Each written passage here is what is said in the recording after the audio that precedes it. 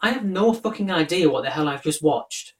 Well, I know it was originally released in 1980, and I know it's called Forbidden Zone, and I know I've just finished watching it, and I don't know. I bought this film because I saw that it was released by Arrow Video, and they've been releasing some quality HD transfers of classic and obscure films over the last few years. So I thought, why the hell not? The back of the case tells you what to expect when you're watching this film.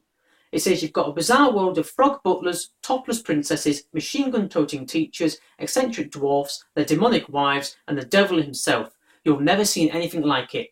Understatement of the fucking century. I'll try to outline the plot for you. Bear with me. You've got the Hercules family who have a door to the sixth dimension hidden in their basement. One day, when daughter Frenchie enters the sixth dimension, she's taken captive by Midget King Fausto, played by the guy from Fantasy Island. I'm saying the guy from Fantasy Island because I don't know how to pronounce his actual name. During her captivity, King Fausto becomes besotted with her for one reason. She's French, and that means that she's a direct descendant from God. This pisses off his wife, the Queen Doris, played by Susan Tyrrell, who wants nothing more than to see Frenchie dead. Adding to the weirdness, her brother Flash and Gramps come into the sixth dimension to rescue her, humping everything and anything on the way.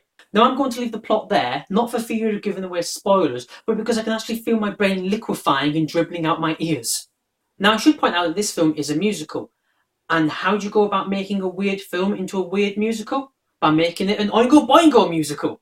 This was band member Richard Elfman's directorial debut, and he used it as a way of channeling his band, then known as the Mystic Knights of Oingo Boingo's eccentric live shows. Now, as I've said, this is a fucking weird film. You know, the sets are odd, the acting is missing, presumed raped and bleeding in a dark back alleyway somewhere, and most of the singing is dubbed over by other actors. Surreal doesn't even come into it. Now, I've never taken any drugs, and I've never really felt the urge to, but while I was watching this film, I couldn't help but wonder if it would have made more sense to me if I had been stoned at the time. By the way, if you have watched this film while stoned, can you let me know how that went in the comments section below?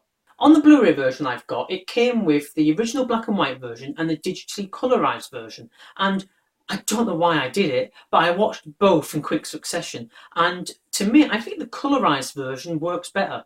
This is a zany film, and the colours strengthen the zaniness. It's as simple as that. Sure, the black and white version works. I mean, it's still odd and unnerving, but the colours version is much more jarring. It draws your eyes to all these crazy little details in the background that you would probably miss otherwise. The downside to the colorized version, however, is that it makes it much more obvious that this was a very low-budget film. You can see just how cheap the sets are. Whereas on the black and white version, some details are that harder to see, and therefore it might look like they had a bit more money to spend. Seeing as this film is a musical, I suppose I should talk about the songs themselves.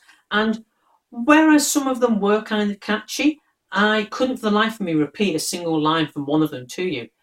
I just couldn't, which is kind of weird because when you watch cult musicals like Rocky Horror Picture Show, Repo the Genetic Opera, Hedwig and the Angry Inch, you get those songs stuck in your head for days to come.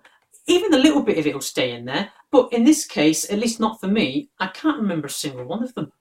I did, however, like the music in the film, which was composed by Danny Elfman. His use of wacky music cues and his odd offbeat tempos really hammer home the odd vibe this film was clearly going for. Talking of Danny Elfman, one of the best parts in this film is when he has a little role as the devil himself, and even though he's only on the screen for a matter of minutes, he's still really good, and I have to say that was the most enjoyable part. Hands down, this has to be one of the weirdest films I've ever seen. And that could just be that I haven't seen many weird films, but nevertheless, this film left me bewildered and confused. With all that said, did I actually like the film? And I'm going to go back to the beginning of my review and repeat myself. I don't know. Watching Forbidden Zone was certainly an experience, and I guess I could see myself watching it sometime in the future if I was going to show a few friends some form of legal high, but the fact I can't really say if I liked it or not makes this review pretty redundant. If you've seen this movie, feel free to let me know what your thoughts on it were in the comments section below, even if it's just to reassure me that I'm not the only person out there who's watched it and was left without a fucking clue as to what he's just seen. And now, if you'll excuse me, I'm going to go and see if I can find some weed.